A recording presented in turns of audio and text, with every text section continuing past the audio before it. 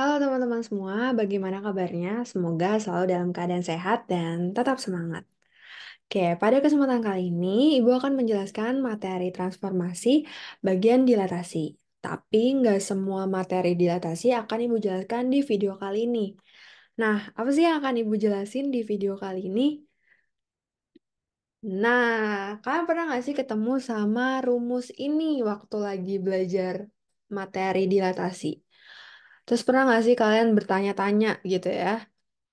Nih rumus sepanjang ini nih asal mulanya nih atau dapetnya nih dari mana gitu ya? Kok bisa jadi panjang banget?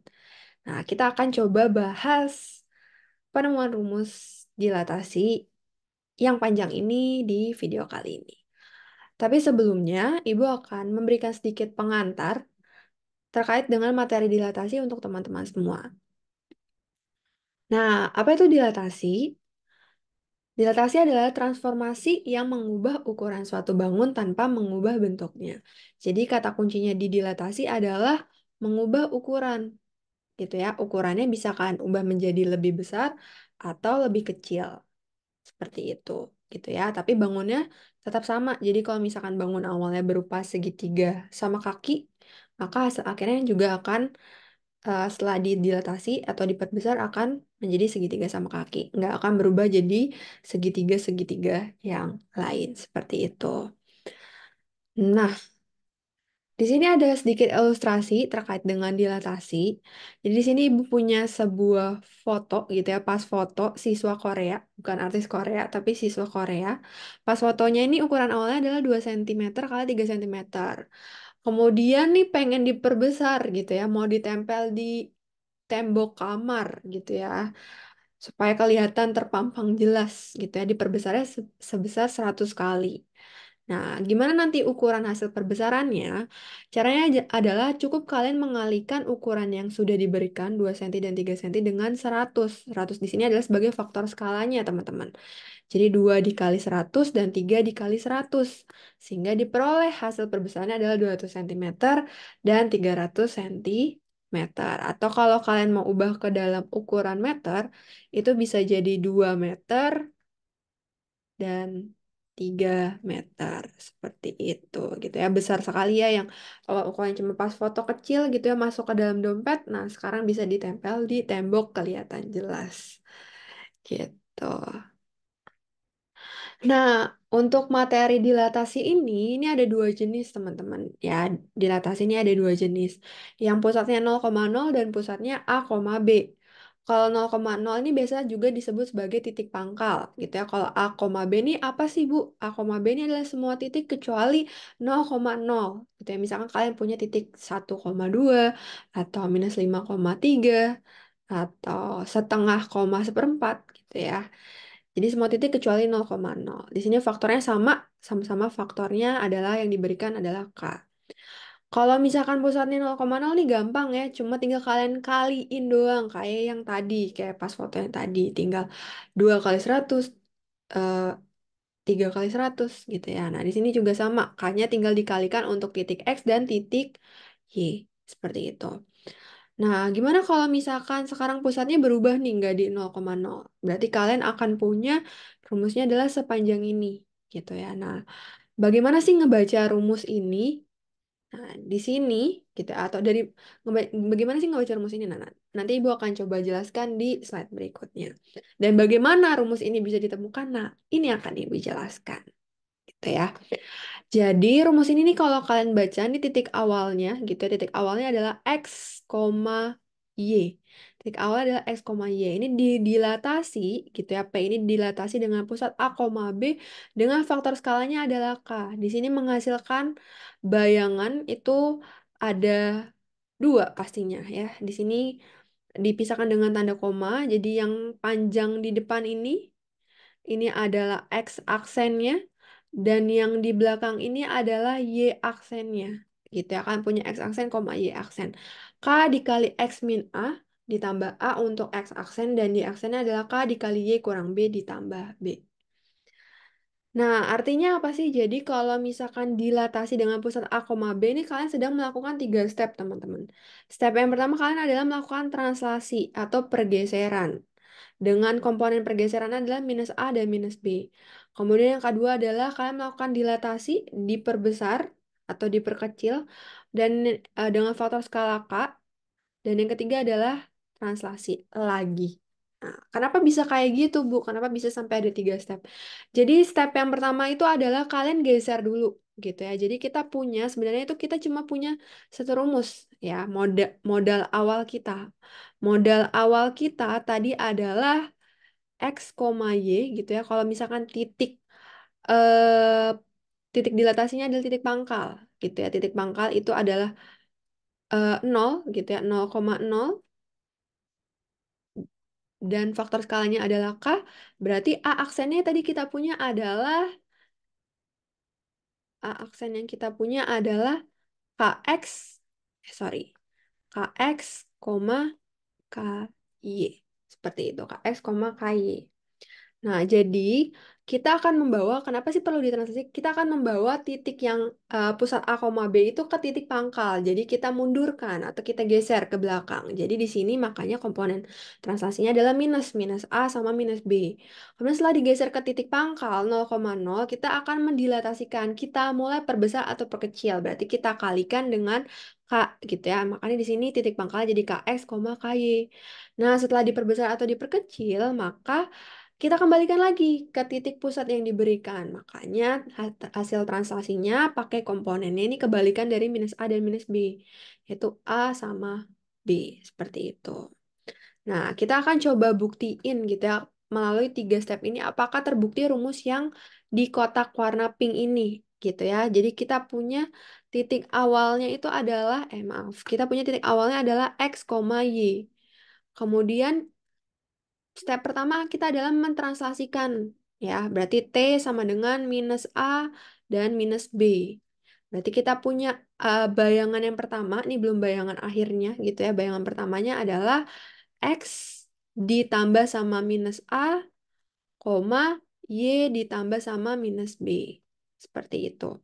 Berarti kita punya di sini A aksennya plus dan minus jadinya X min A, koma, Y min B. Ini langkah yang pertama. Kemudian kita berlanjut ke langkah yang kedua. Ke langkah yang kedua adalah dilatasi. Berarti kita dilatasikan terhadap siapa? Titik pangkal gitu ya. Karena dia sudah dibawa ke titik pangkal. Berarti 0, K. Seperti itu. Berarti kita kalikan, tinggal kita kalikan dengan K. Berarti A aksen 2-nya jadi K dalam kurung X kurang A, koma, K dalam kurung Y, koma, B. Nah, ini baru 2 step, 1 step lagi. Step yang terakhir yaitu kita kembalikan translasinya. Translasinya jadi A sama B. Karena nggak muat, Ibu coba tulis di sini ya. Berarti kita punya A aksen 3-nya jadi K yang sudah panjang tadi X kurang A kita tambah dengan A, koma, K dalam kurung Y dikurang B, kita tambah dengan B. Seperti itu. Berarti di sini kita punya X aksennya adalah ini. Ya, ini untuk X aksen. Dan ini untuk Y aksen. Coba kita cek ke rumus awal apakah sama teman-teman? Ya, sama. Terbukti ya. Berarti dari mana gitu ya. Dari mana rumus yang panjang ini adalah melalui tadi 3 step gitu. Nah, sekarang kita mau coba masuk ke contoh gitu ya. Kita mau coba masuk ke contoh soal. Nah, di sini rumusnya Ibu perkecil ya, ditaruh di atas. Kita masukkan di sini ada contoh bayangan titik C ini 5,-2.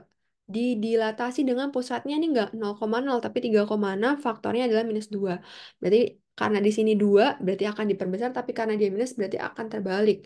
Seperti itu. Ya. Berarti oh ya, di sini kita punya sebenarnya ada 2 cara teman-teman ya. Berarti untuk mengerjakan dilasi ada 2 cara. Cara yang pertama adalah kalian pakai rumus ini. Ini adalah cara yang pertama. Ini adalah cara yang kedua. Ya, pakai step.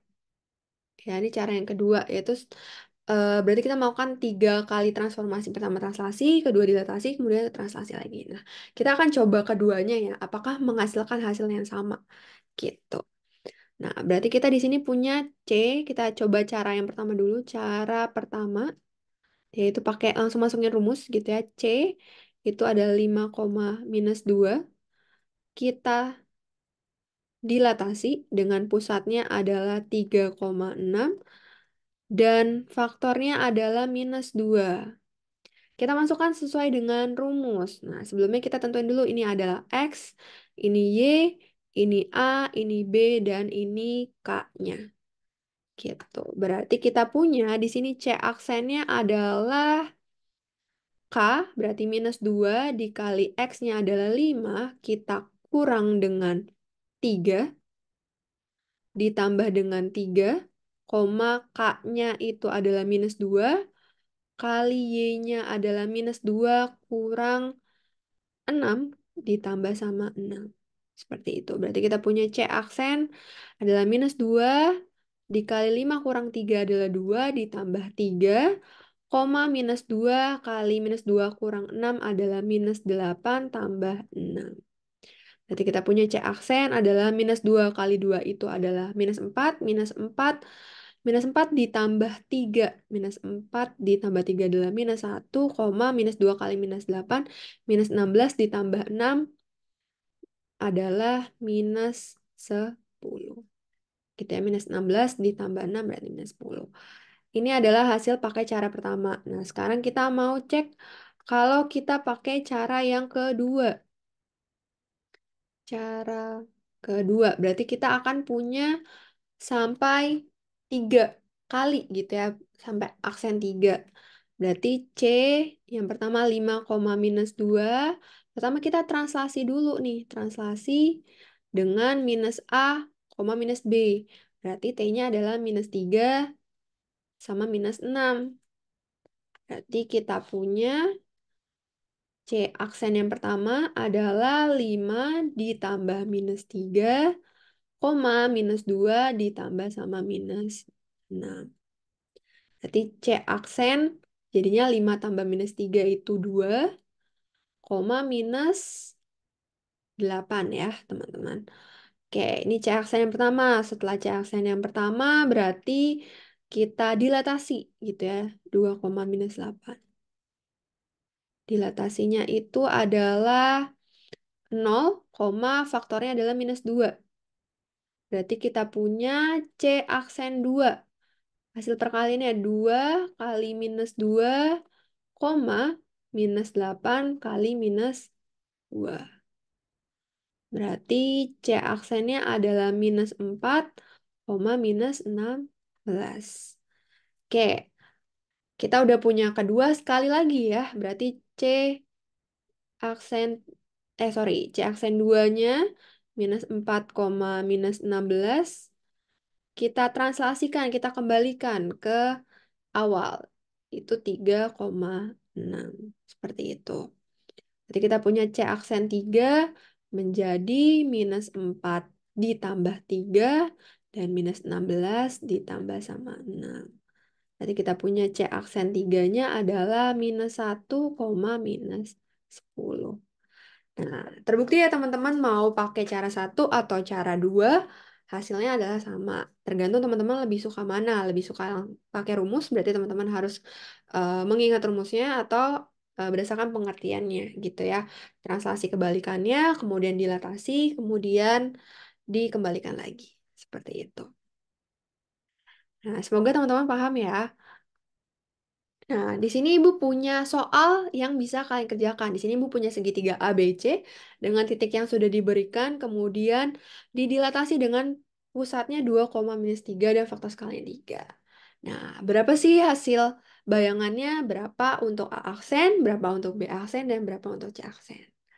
Nah, kalian bisa coba pause dan kerjain soal ini, dan komen di bawah gitu ya, kalian dapat jawabannya berapa.